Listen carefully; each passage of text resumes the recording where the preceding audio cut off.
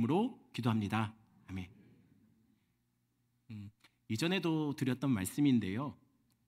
제가 군대 제대하고 나서도 한 1년 정도 넘게 꾸었던 악몽이 있습니다. 그 악몽은 제가 행정착오로 다시 군대 입대해야 된다는 입영 통지서를 받는 꿈이었어요. 그럼 그 편지를 받아들고 저는 무슨 생각을 하면서 깼을까요? 꿈속에서 제가 제 입대 명령서를 볼 때마다 제가 무슨 생각을 했냐면, 이민 가야 하나? 이런 생각하면서 늘 꿈에 깼던 기억이 나요. 아마 군에 갔다 오신 분들은 다 비슷한 경험들이 있으셨을 겁니다. 아니 왜요? 그런데 그렇잖아요. 군대도 이미 한 번 갔다 온 사람이 한 번도 갔는데 두 번은 왜 못 갑니까? 군대가 어떤 곳인지 모르니까 갔죠. 알고 나니까 또 가는 것은 안 되겠더라는 거예요. 그럼 이렇게 생각하시는 분이 있을 거예요. 아니 군대 그게 뭐라고? 가면 삼시세끼 다 챙겨주지, 옷 주지, 돈도 요즘 얼마나 많이 줍니까? 저는 7,800원인가? 그렇게 받았는데 요즘 돈도 많이 준대요. 게다가 적당히 운동도 시켜준답니다.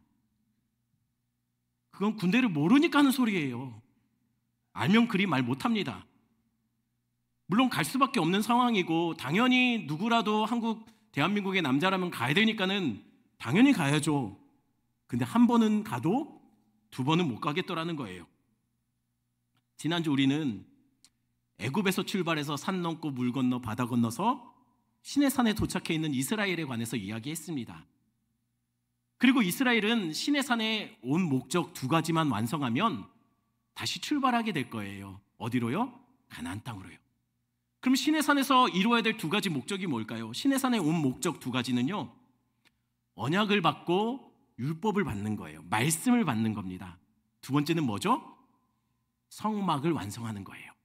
말씀과 예배에 관해서 명령을 온전히 받고 나면 그들은 시내산을 출발해서 다시 산 넘고 물 건너서 광야 건너서 약속의 땅 가나안으로 출발하게 될 거예요. 그런데 여기에 문제가 있다고 했죠.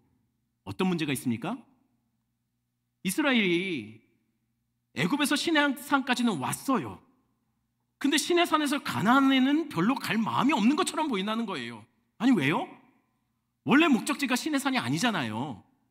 가나안까지 가려고 했지 않습니까? 그럼 가나안까지 가야죠. 그런데 왜 못 가겠다는 걸까요? 왜냐면은요, 몰랐으니까 왔거든요. 이렇게 힘든 줄 몰랐거든요. 근데 시내산까지 와보니까 잘 왔는데 와서 보니까 앞으로 갈 게 막막하다는 거예요. 몰랐으니 왔지 아니까 더 이상 못 가겠다는 거예요. 게다가 시내산까지 왔으면 다 온 게 아니라 이제 시작이랍니다. 갈 길이 아직 막막해요. 그러니 이 상황이 이스라엘에게 어떻게 받아들여졌겠습니까? 마치 그런 상황 같지 않습니까? 군대 제대했는데 다시 군대 들어오라는 영장 받는 기분. 그러니 아마 이제 다시 출발해야 되는 시내산에서 가나안까지 가야 되는 이스라엘은 아마 그런 생각을 했을 거예요. 애굽으로 다시 이민 갈까? 그렇게 불안해하는 이스라엘을 하나님은 지난주에 약속한 것이 있어요. 그게 뭐냐면 출애굽기 23장 20절 말씀입니다. 23장 20절 말씀 우리 한번 같이 읽어볼까요? 같이 읽습니다. 내가 사자를 내 앞서 보내어 길에서 너를 보호하여 너를 내가 예비한 곳에 이르게 하리니. 하나님이 뭘 약속하셨죠? 이스라엘 앞에 사자를 보내겠답니다. 그럼 그 사자의 역할은 뭘까요? 첫 번째로 그 사자의 역할은 이스라엘을 가나안까지 무사히 데리고 가는 인도자입니다. 두 번째 역할은 23절입니다. 23절은 제가 읽습니다. 내 사자가 내 앞서 가서 너를 아모리 사람, 헷 사람, 브리스 사람과 가나안 사람과 히위 사람과 여부스 사람에게로 인도하고 나는 그들을 끊으리니. 두 번째 사자의 역할은요, 이스라엘 앞에서 가나안 사람들을 쫓아내주고 물리쳐주는 용사의 역할, 전쟁 영웅의 역할을 한다는 거예요. 그러니 도대체 인도자면서 용사인 이 사자는 누굴까요? 지난주 말씀드린 대로 학자들 중에 몇몇은 이렇게 말합니다. 구름기둥과 불기둥이라고요. 왜냐하면 이스라엘 앞에서 구름기둥과 불기둥이 길을 인도하잖아요. 실제로 여러분, 그 이스라엘 백성들이 홍해를 건널 때 구름기둥 말고 하나님의 천사가 움직였다고 하는데 그때 구름기둥이 함께 움직여요. 그러니까 이스라엘 백성들은 아마 구름기둥을 천사로 여겼나 봐요. 그러니 구름기둥과 불기둥이 하나님이 보내시겠다는 여호와의 사자 아닐까라고 추측하는 사람이 있다는 거예요. 그런데 그렇다면 문제는요, 구름기둥과 불기둥이 인도자는데도 용서는 되지 않잖아요. 그래서 지난주 구름기둥과 불기둥보다 더 선명하게 약속된 사자의 모습으로 나타난 것이 바로 여리고성 싸움에서 그 여리고성을 향해 가는 여호수아 앞에 나타난 누구요? 칼 들고 있는 여호와의 군대 대장이 오히려 하나님 보내신 여호와의 사자가 맞을 것이다 라고 제가 말씀드렸어요. 다 기억나시죠? 실망입니다. 여호와의 군대 대장이 바로 여호와의 주님께서 약속하셨던 여호와의 사자가 아닐까라고 했어요. 오늘 본문이 그것을 뒷받침하고 있습니다. 우리 17절, 28절 볼까요? 27절 제가, 28절 여러분들 읽어주십시오. 내가 내 위엄을 내 앞서 보내어 내가 이를 곳에 모든 백성을 물리치고 내 모든 원수들이 내게 등을 돌려 도망하게 할 것이며 내가 왕벌을 내 앞에 보내리니 그 벌이 히위 족속과 가나안 족속과 헷 족속을 내 앞에서 쫓아내리라. 이번에 27절, 28절에 하나님께서 이스라엘 앞에 뭘 또 보내시겠대요. 그게 뭡니까? 위엄과 왕벌이에요. 위엄과 왕벌을 이스라엘 앞에 보내서 가나안 백성들을 다 무찔러서 쫓아내 주신다고 약속하고 있어요. 아니 그런데 이상하잖아요. 가나안 백성들을 쫓아내기 위해서 이스라엘 앞에 보내시겠다고 한 것은 뭐였습니까? 원래 여호와의 사자였잖아요. 그런데 27절, 28절에서는 위엄과 왕벌이 이스라엘 앞에서 가나안 백성들을 쫓아내실 거래요. 그러니 위엄과 왕벌과 여호와의 사자의 관계가 뭘까요? 너무 캐릭터가 겹치지 않나요? 하는 일이 겹치잖아요. 도대체 위엄과 왕벌의 존재는 뭘까요?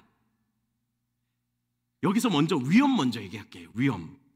위엄은 원어로 에마라고 합니다. 에마. 근데 이 에마라는 단어가 번역하기가 에마가 참 애매해요. 감사합니다. 반응해 주신 분 복 받으실 거예요. 이 에마가 애매해요. 왜냐하면 이 단어가 위엄이라고 오늘 본문에서는 기록하고 있지만 실제로는 위엄이라기보다는 두려움, 공포심 뭐 이런 뜻으로 많이 쓰여요. 결국 이 단어를 정리하면 이렇습니다. 하나님에 대한 위엄이자 또는 하나님이 주시는 두려움 또는 하나님에 대한 공포심이에요. 그럼 왕벌은 뭘까요? 왕벌은 에마라는 단어보다 왕벌이라는 단어의 번역이 더 애매해요. 왜냐하면 이 단어가 왕벌이라고 해석됐지만 이게 또 재앙 또는 전염병이라고도 해석되기도 하거든요. 한글 성경은요, 왕벌을 보내서 적을 쫓아낸다라고 기록하고 있습니다. 하지만 사실 많은 학자들은 왕벌보다는 재앙을 보내서 쫓아내셨다라고 번역하는 것이 더 적당하다라고 얘기해요. 저도 그게 맞다고 생각해요. 왜냐하면 하나님이 애굽에서 이스라엘을 건져내실 때 하나님 어떻게 건져내셨죠? 뭘 보냈습니까? 10가지 재앙을 보냈어요. 그 재앙을 통해서 바로가 어떻게 됩니까? 애굽 백성들이 어떻게 되죠? 에마, 하나님에 대한 두려움을 갖게 돼요. 그래서 건지세요. 하나님은 주로 대적들을 물리치실 때, 이스라엘의 대적을 물리치실 때 주로 이 두 가지를 이용해요. 하나님은 재앙을 보내서 하나님에 대한 두려움을 보내신다는 거예요. 그러니 오늘 본문에서 적들을 쫓아내는 위엄과 왕벌은 사실 위엄과 왕벌이라고 해석하기보다는 하나님에 대한 공포심과 재앙을 보내셨다라고 번역하는 것이 맞아 보입니다. 그게 실제로 여리고성 싸움에서 나타나요. 하나님은 이스라엘이 가나안을 정복할 때 두려움과 재앙을 먼저 보내셨어요. 이스라엘 첫 성, 이스라엘 가나안 땅을 정복할 때 첫 성이 어디였죠? 여리고성이에요. 여리고성은 가나안에 들어가는 관목, 말하자면 길목성입니다. 그때 여리고성을 먼저 공격하기 전에 이스라엘 백성들이 2명의 정탐꾼을 보내요. 근데 이 정탐꾼이 여리고에 도착해 보니 자기들보다 먼저 도착해 와 있는 것이 있었다는 거예요. 그게 뭘까요? 여호수아 2장 9절 10절. 제가 9절, 여러분 10절 읽으십시오. 말하되 여호와께서 이 땅을 너희에게 주신 줄을 내가 아노라. 지금 이거 그 기생 라합이 하는 말이에요. 정탐꾼에게. 우리가 너희를 심히 두려워하고 이 땅 주민들이 다 너희 앞에서 간담이 농나니 이는 너희가 애굽에서 나올 때에 여호와께서 너희 앞에서 홍해물을 마르게 하신 일과 너희가 요단 저쪽에 있는 아모리 사람의 두 왕 시온과 옥에게 행한 일 곧 그들을 전멸시킨 일을 우리가 들었음이니라. 자, 두 명의 정탐꾼보다 먼저 가나안 땅 여리고성에 들어와 있는 것이 있었습니다. 뭐가 먼저 들어와 있었죠? 소문이 들어와 있었어요. 그 소문 앞에 그 여리고성 사람들이 어떻다고요? 간담이 녹았대요. 어떤 소문이길래?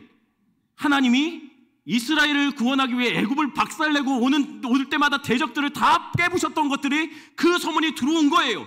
그래서 그 소문 앞에 여리고성 사람들이 간담이 녹아내렸다는 거예요. 그러니 하나님이 가나안 땅에 이스라엘 앞서 뭘 보내셨다는 말이 맞습니까? 두려움을 보냈다는 게 맞아요. 공포심을 보냈다는 게 맞아요.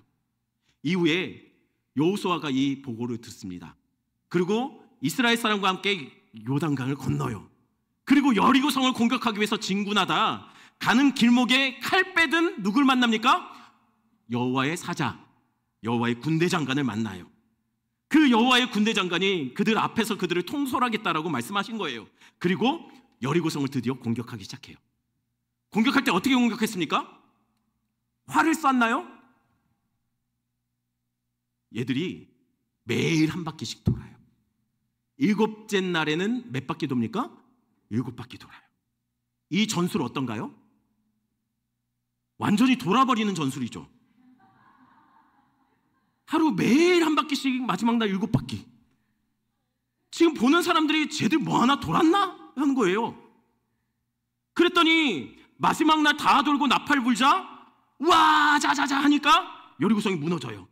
그럼 여리고성이 왜 무너졌을까요? 여리고성이 무너진 이유 뭡니까?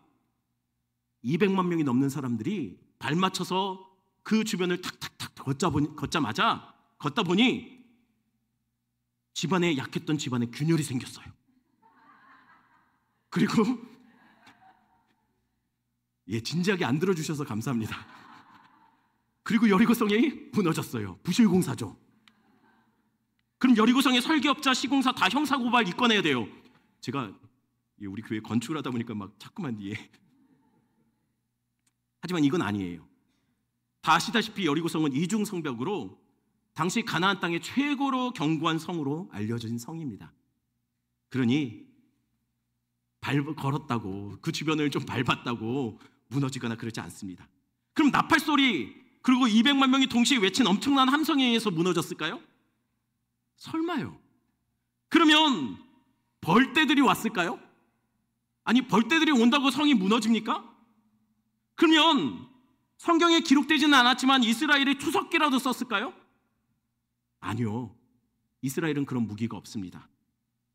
그런데 재미난 사실이 있어요. 그건 뭐냐면요. 혹시 여러분 그거 아세요? 여리고성은 실제로 그 시기에 무너졌던 고고학적인 그 유적터가 있는 거 아세요? 고고학적으로 발굴이 끝났어요. 그래서 대부분의 학자들이 예수 안 믿는 사람도 이 여리고성은 그때 그 시기에 실제로 무너졌을 것이다라는 흔적들이 그 발굴터에서 다 나왔어요. 그게 이 사진의 그 유적터의 일부입니다. 근데 그 발굴된 유적터를 보니 재미난 것이 발견됩니다. 그건 뭐냐면 여리고성은 성벽이 이렇게 안쪽으로 무너진 게 아니라 성이 안에서 밖으로 무너졌어요. 아니 투석기나 바깥에서 뭔가 이렇게 때려서 강한 뭔가 공격이 있어서 무너졌다면 성은 안으로 무너졌을 거예요. 근데 여리고성은 밖으로 무너졌어요. 이건 일반적이지 않은 현상이에요. 게다가 발굴해서 보니 아주 이상한 흔적들이 나타나는데 그게 뭐냐면 각 집마다 항아리 안에 곡식들이 가득 담겨져 있었다는 거예요. 그리고 불타버렸어요. 곡식이 담긴 채로 불탔습니다. 이게 왜 이상하냐면요, 당시 고대 근동의 전쟁의 침략은 목적이 뭐였습니까? 왜 다른 부족을 공격하죠? 약탈이에요. 그래서 대부분은 전쟁으로 망한 성 안에는 곡식이 다 약탈당해서 항아리가 비어있든, 아니면 피난 간다고 싸서 곡식 갖고 도망치느라고 항아리에 곡식이 비었든 하는 게 정상이에요. 근데 이상한 거는 여리고 성 안에 있는 그 유적터에는 곡식이 그대로 항아리에 다 있고 불타 있는 흔적만 있었다는 거예요. 심지어는 밥을 짓다가 먹지도 않고 그대로 버려진 흔적도 남겨져 있어요. 취사만 누르고 먹질 않은 거예요. 여러분, 이것을 어떻게 이해할까요? 성경에 힌트가 있어요. 하나님이 이스라엘 백성들에게 여리고를 점령할 때 뭐라고 했죠? 그 땅에 있는 모든 것들 아무것도 건들지 말라고 했어요. 아무것도 약탈하지 말고 다 불태워서 없애라고 했죠. 그러면 왜 항아리에 곡식이 그대로 남겨진 채 불탔는지 그것은 설명이 되는 거예요. 이것들을 종합할 때 여리고성 안에 있는 사람들은 여리고성이 무너질 때 전혀 예상하지 못했다는 거예요. 도망칠 생각, 피난 갈 생각도 없었다는 거예요. 그냥 평상시처럼 살았다는 거예요. 왜요? 설마 여리고가 무너질까? 갑자기 무너졌다는 거예요. 그래서 학자들은 아마도 여리고는 지진과 같은 재앙으로 무너진 것이 아닐까라고 추측합니다. 실제로 여리고성이 세워진 그곳이 지진 단층 위에 있어요. 지진이 많이 일어나는 곳입니다. 그러니 지진에 의해서 무너졌다는 이론이 힘을 얻습니다. 하지만 분명한 것은 이게 지진이든 아니면 다른 재앙과 같은 상황이든 그 재앙과 같은 상황을 만드시고 행하신 분이 누굽니까? 하나님이라는 거예요. 그러니 하나님이 이스라엘 앞에 가나안 땅에 먼저 두려움을 보낸 게 맞습니다. 그리고 군대 장관, 여호와의 사자인 군대 장관을 통해서 이스라엘을 이끌고 들어간 것도 맞습니다. 그리고 하나님이 그곳에 재앙으로 치신 것도 맞습니다. 하나님이 이스라엘의 약속의 땅까지 들여놓기 위해서 인도하셨고 그 대적들을 쓸어버리셨고 그들을 그 땅을 차지하게 하셨다는 거예요. 이 구원의 역사 속에 하나님이 기획하시고 하나님이 감독하시고 하나님이 주연이고 하나님이 특수역가고 하나님이 소품 담당, 하나님이 영화 같은 일을 홀로 다 하셨다는 거예요. 그러면 하나님이 다 하셨으면 이스라엘 뭐 했죠? 이스라엘 한 게 있어요. 이스라엘이 이 영화 같은 이 일에 역사에 담당했던 것은 효과음을 담당했어요. 어떻게 해요? 우와, 우와, 대박. 여러분, 이게 찬양이고 예배예요. 예배나 찬양이 복잡한 게 아닙니다. 하나님이 우리를 위해서 행하셨던 그 구원에 대해서 반응하는 거예요. 우와, 하나님, 우와, 주님 살아계시네. 여러분, 이게 예배고 이게 찬양이라는 거예요. 주님이 우리를 위해서 행하셨던 이미 이루신 구원을 반응하는 거예요. 우리가 예배드림으로 우리가 뭔가를 얻어내는 게 아니에요. 이미 주님께서 우리를 위해서 이미 행하신 것들에 대해서 감격하며 반응하며 그냥 우리의 마음을 성도같이 드려버리는 게 그게 예배고 찬양이라는 거예요. 그런데 여기서 이상한 게 있어요. 하나님은 분명히 그분의 대적들을 쫓아내시고 그들의 땅을 주신다고 했어요. 근데 29절 30절 볼까요? 29절 제가 30절 여러분들이 읽어주십시오. 그러나 그 땅이 황폐하게 되므로 들짐승이 번성하여 너희를 해할까여 1년 안에는 그들을 내 앞에서 쫓아내지 아니하고 내가 번성하여 그 땅을 기업으로 얻을 때까지 내가 그들을 내 앞에서 조금씩 쫓아내리라. 분명 하나님이 대적들을 쫓아내고 땅을 주신다고 했습니다. 근데 땅을 일시불로 주지 않는데요. 활부로 준대요. 조금씩 준대요. 아니, 왜 일시불로 안 주고 조금씩 나눠주신다고 하는 걸까요?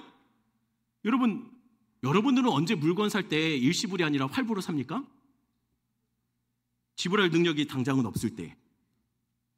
그때 조금씩 나중에 나눠 갖겠다는 거잖아요. 하나님이 왜 땅을 한꺼번에 다 안 주고 조금씩 나눠주신다고 얘기하는 걸까요? 한 번에 다 주면은요, 관리를 못 하잖아요. 관리가 안 되면 들짐승들이 생기고 그 땅에 잡초가 생기고 땅이 황폐해지잖아요. 그러니 하나님은 이렇게 말씀하시는 거예요. 이방 민족들에게 이 땅 맡겨놓게. 니들이 번성하면, 니들이 숫자가 많아지면, 니들이 조금씩 더 번성하게 되면, 니들이 그릇이 커지면 그때 필요할 때만큼 조금씩 더 줄게. 여러분, 전 개인적으로 우리 교회 주변 땅들도 저희 교회 땅이 될 거라고 저는 믿습니다. 아니 명의가 우리가 아닌데 왜 우리 땅이 되리라고 얘기하죠? 저는 하나님이 이미 우리 것으로 이미 정해놓으셨다라고 믿습니다. 근데 왜 지금 안 줄까요? 미리 주면 관리하기 힘들잖아요. 뭐가 힘들죠? 얼마 전에 눈 왔을 때 엄청 힘들었거든요. 눈 치우느라고. 그러니 미리 다 주시면 그 눈을 누가 다 치웁니까? 그리고 우리 집사님 중에 한 분이 가끔씩 우리 여기 주변에 나는 잡초들 막 한다고 고생해요. 그 잡초 누가 다 뽑습니까? 관리는 어떻게 하죠? 그러니 아직 주차장에 조금 여유가 있으니 물론 우리 땅인데 하나님이 잠시 다른 사람에게 맡겨서 관리하도록 한 거예요. 때가 되면 다 우리 걸로 다시 하나님이 명의 이전해 주실 거예요. 제가 너무 뻔뻔한가요? 전 우리 하나님이 오산에 더 많은 백성들을 우리 교회에 이미 붙여주셨다고 믿어요. 그럼 그 많은 사람들 다 어디 갔죠? 모르죠, 나야. 하나님이 아시겠죠. 다만 우리가 아직 식당도 부족하고 예배드릴 공간도 부족하고 친교의 자리도 부족하고 공간이 부족하니 그들을 잠시 세상에 대기시켜 놨다라고 저는 믿습니다. 그래서 우리가 더 큰 그릇을 준비하기 위해 건축하는 거 아닙니까? 하나님은 이스라엘에게 니들이 번성하는 만큼, 니들이 그릇이 커지는 만큼 내가 이 땅 다 줄 거야. 이미 다 줬지만 너희들이 차지할 수 있는 만큼, 너희들이 그곳에 번져서 그 영향을 미치는 만큼 내가 다 줄게 라고 약속했다는 거예요. 다만 지금은 감당이 안 되니 다른 민족에게 맡겨서 관리 맡겨놨다는 거예요. 여러분 세상에 여러분 돈이 많이 부족해서 힘들어 하십니까? 하나님 이미 다 주셨거든요. 다른 사람이 물론 갖고 있어요. 그거는 때가 되면 올 거예요. 이미 주셨는데 우리의 믿음만큼 주님께서 때가 되면 다 명의로 다 돌려주실 거예요.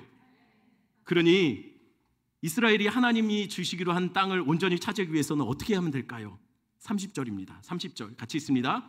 내가 번성하여 그 땅을 기업으로 얻을 때까지 내가 그들을 내 앞에서 조금씩 쫓아내리라.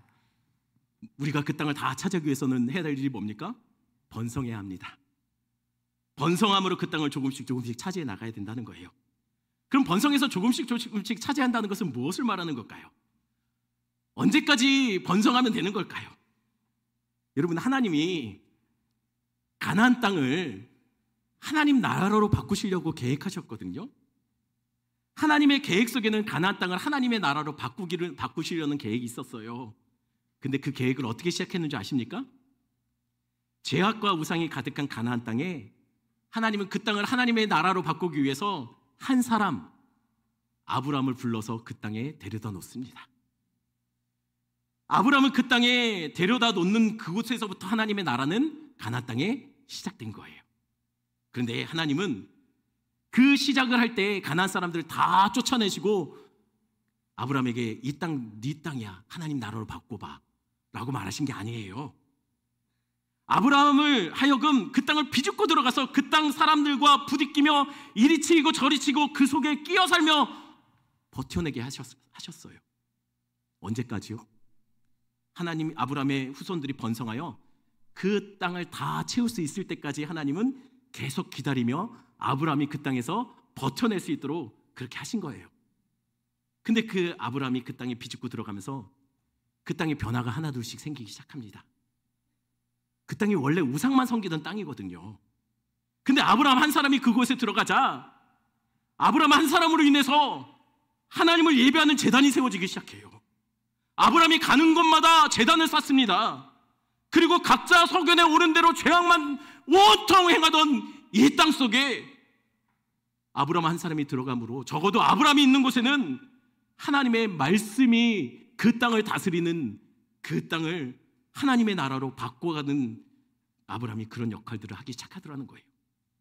그렇게 한 사람으로부터 시작된 하나님의 나라는 죄악과 우상이 가득한 가나안 땅을 조금씩 정복해가며 누룩처럼 번져가더니 오늘 본문에 보니 예배와 말씀을 살아내기로 결단한 하나님의 백성이 시내산에서 하나님의 말씀과 성막을 받고 200만 명이 넘는 그 사람들이 가나안 땅을 향해 진군에 들어가고 있더라는 거예요.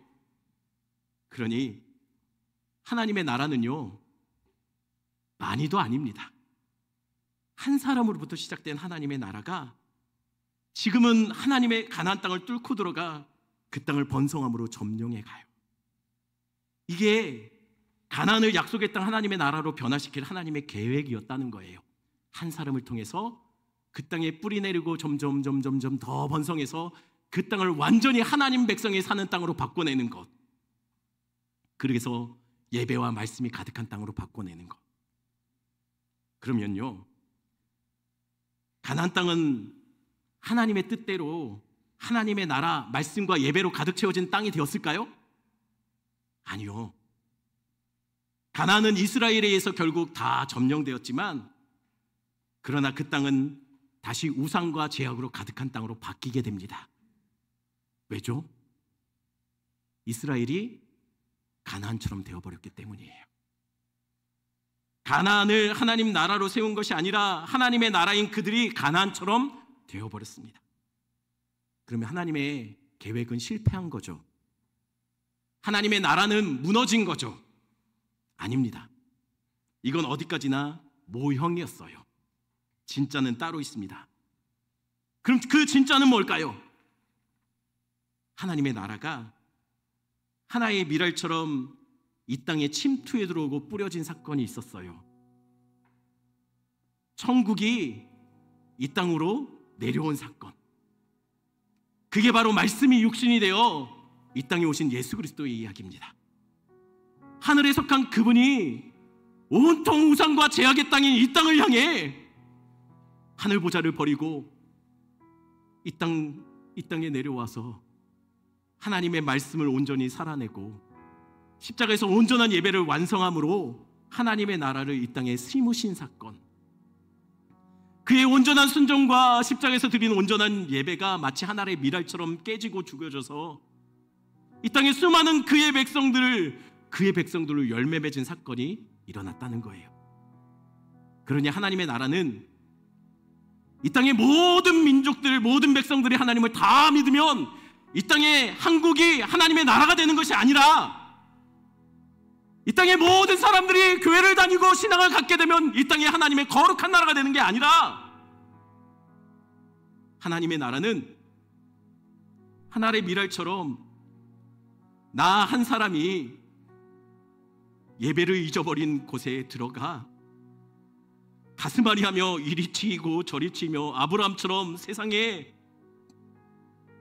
부딪히며 삶의 예배를 드릴 때 그곳에 하나님의 나라가 세워진다는 거예요.